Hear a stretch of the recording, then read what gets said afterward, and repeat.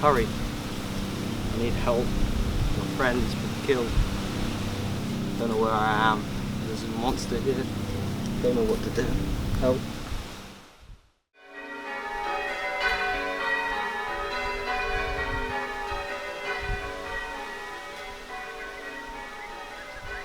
Hello?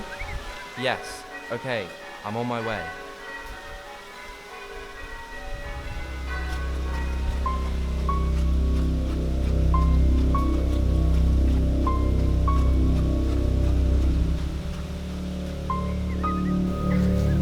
Hey. Up there. Fuck, my friends. They're in grave danger. He's been possessed.